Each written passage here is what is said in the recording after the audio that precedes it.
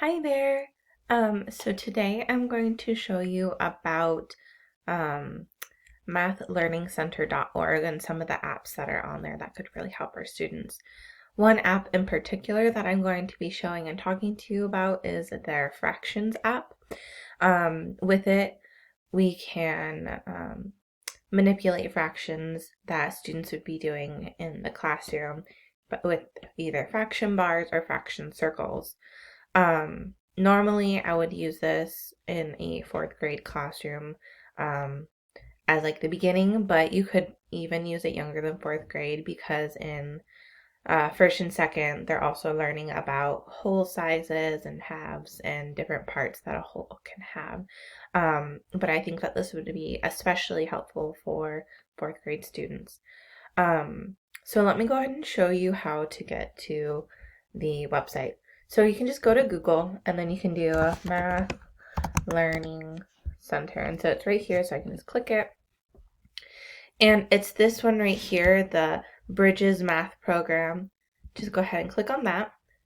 And then you go up here to Resources and just hover over it. You don't need to click it. And you go right here to Math Apps.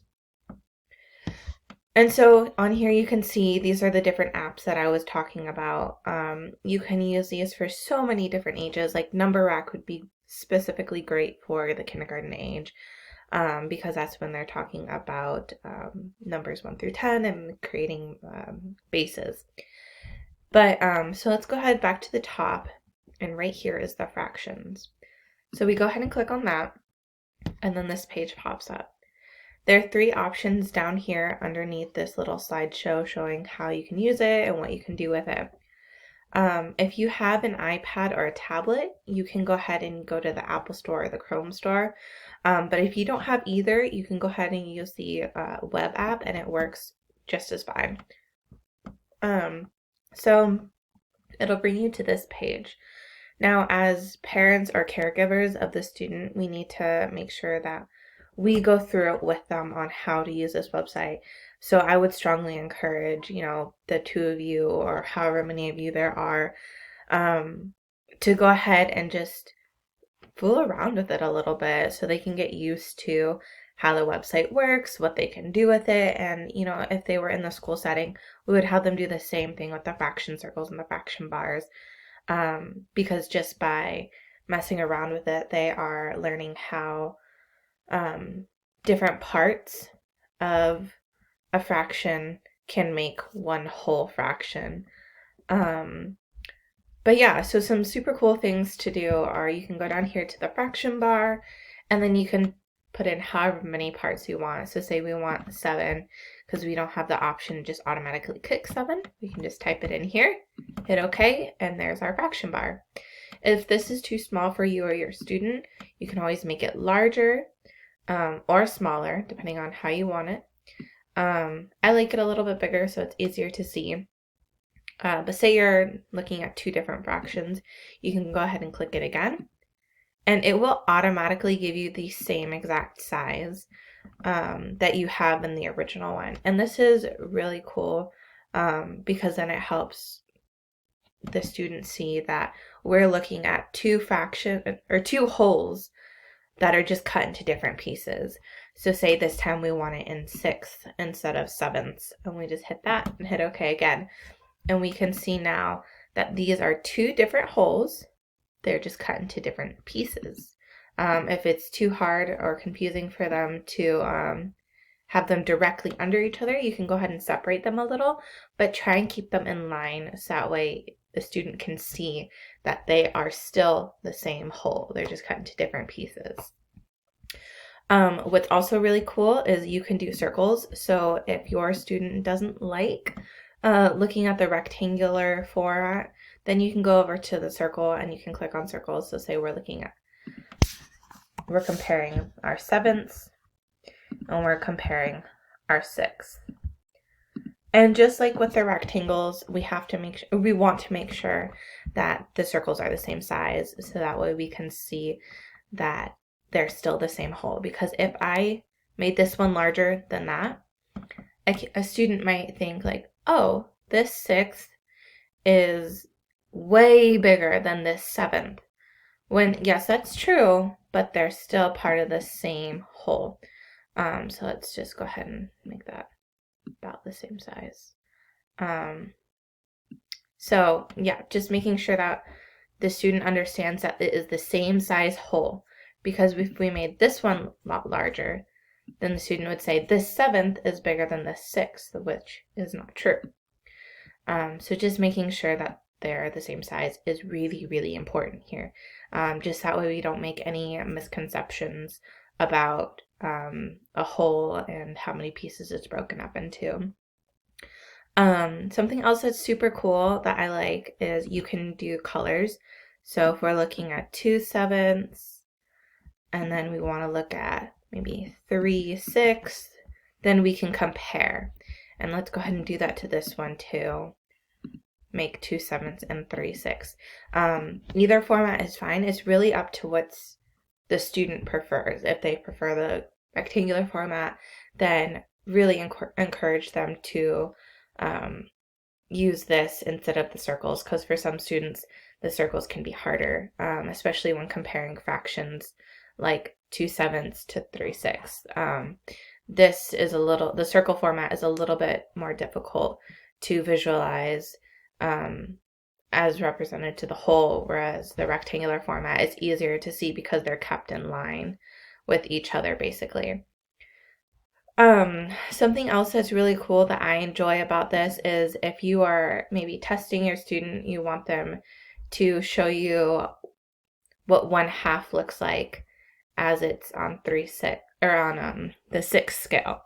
You can have them draw their rectangle, have them show what they think half of the 6th bar looks like, and then you can say, okay, let's check it. If you go down here to this little labels button and you click it, it will automatically show 3/6. And then if that's still confusing and you want to simplify it, you can do another bar and you can show, okay, well, if this is half, we can do how many parts, and you can hit okay. And you can say, look, these 3 parts equals 1/2 of this. So that could be a great way to kind of quiz them and make sure that they're making connections to the different fraction bars here, showing that while this is the same whole, even though it's cut into 6 pieces, 3 of them will give you half of the one whole. But you don't need to go into that much depth if they're not grasping it right away, which is totally fine.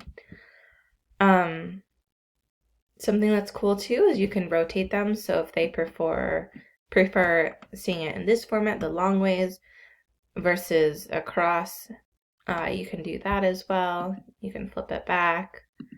You can manipulate it a lot. With the circles, you can rotate it. So say if it's easier for them to see the colors closer together, you can rotate them together. Something that they can also do if they're working on adding and subtracting is you can insert numbers or like symbols. Let's just move the circle really fast so we have a little bit more room.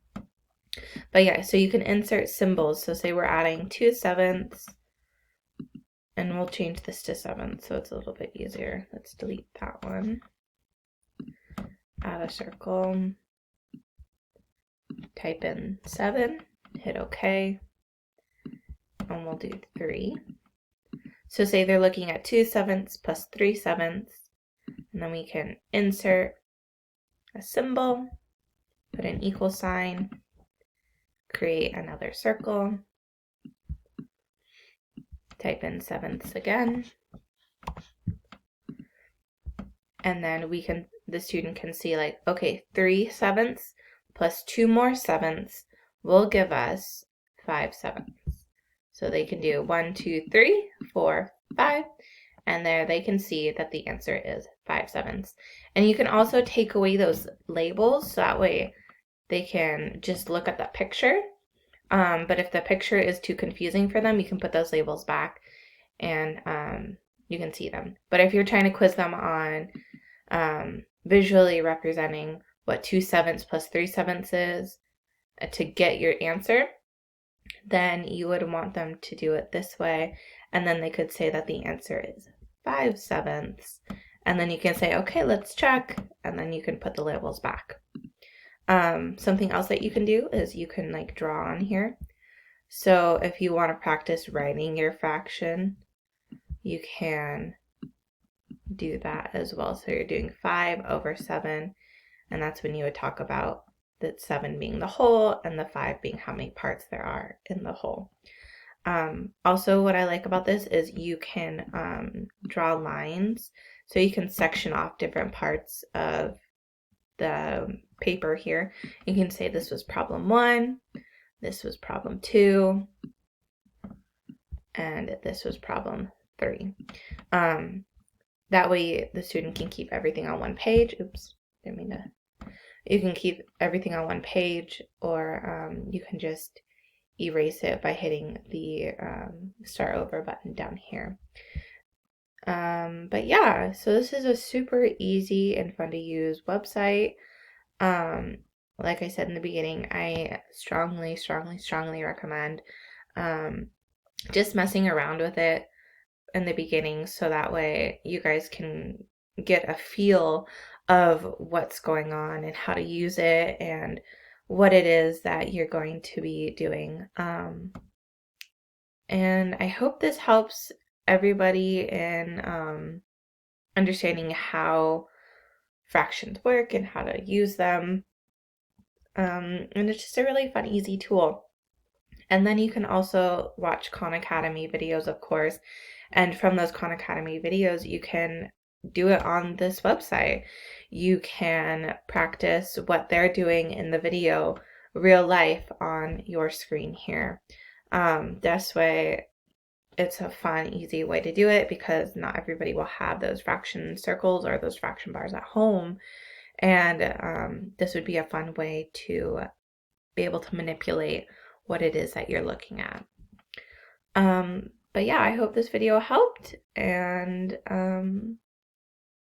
will allow students to keep learning while they're at home right now in this time. So thank you for watching. Have a good day. Bye.